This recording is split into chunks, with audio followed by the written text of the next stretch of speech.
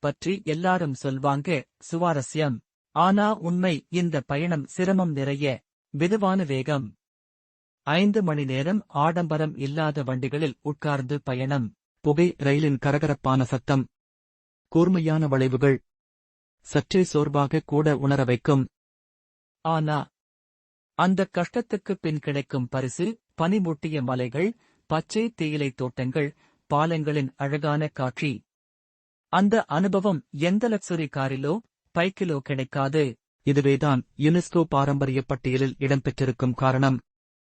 ஊட்டி வந்தால் தாய் ரயில் பயணத்தை தவற விட்டுட்டீங்கன்னா அந்த அனுபவம் வாழ்க்கையிலேயே கிடைக்காது.